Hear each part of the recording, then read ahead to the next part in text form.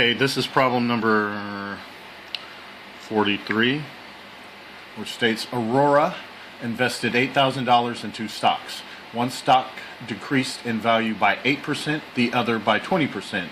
If she lost a total of $1,000 on these two stocks, how much was invested in the stock that decreased in value by 8%? So we have $8,000, two stocks. We have 8% and we have 20%. And the loss is $1,000. So we have an X, and then we have another variable. In order to get the other variable number, we take 8,000 minus X. So those two numbers combined will give you 8,000. So let's put those in parentheses. 8,000 minus X will give you the other number. And this is, let's say the first one is 8%, so we'll multiply by 0.08. The second one is 20%, so we'll multiply by 0.2. Okay, and that's a plus on this side and equals 1,000.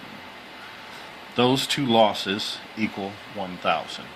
So we get 0.08 x plus 0.2 times 8,000. I believe that's, let me see, I'm just going to use my calculator.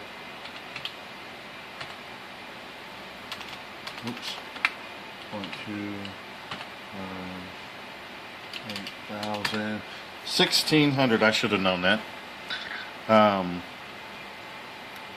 Plus 1,600 minus 0.2x equals, again, 1,000. So let's first combine like terms.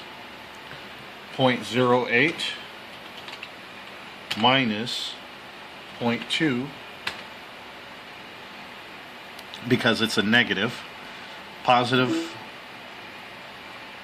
0.08 minus 0.2, you get negative 0.12x.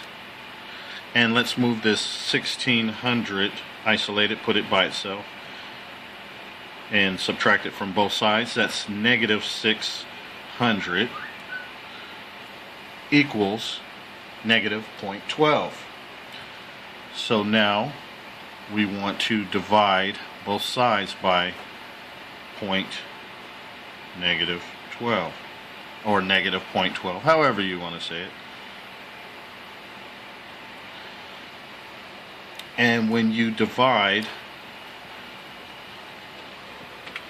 600 by 0.12, you get 5,000. X equals 5,000.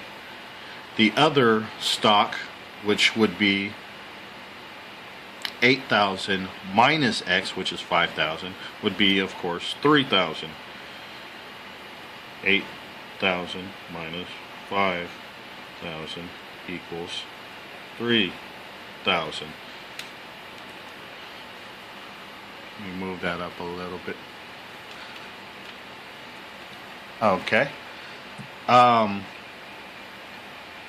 Now, to go back and plug in these values, let's say 5,000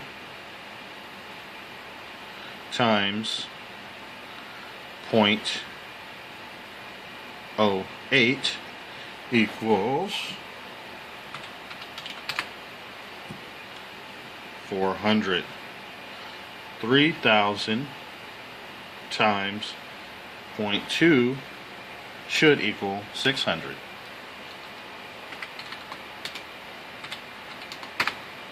Oops. 600 for a total of 1,000. So it's decreased by 8%, which again is 400. That is the answer to the equation Aurora. Let me read it one more time. Aurora invested $8,000 in 2 stocks. One stock decreased in value by 8%, the other by 20%.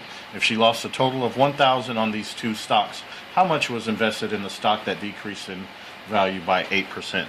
Sometimes it's kind of hard to define where to start and where to go from the first step, but not only is it important to define where the pieces of the puzzle go, but sometimes how many pieces of the puzzle there actually are. And in this one, what kind of I would think would catch people up is trying to define how to differentiate the 2 stocks. If we know that we have 2 stocks that add up to 8,000, one is going to be X and the other is going to be whatever that sum is minus X. And there you have it. Oh, it's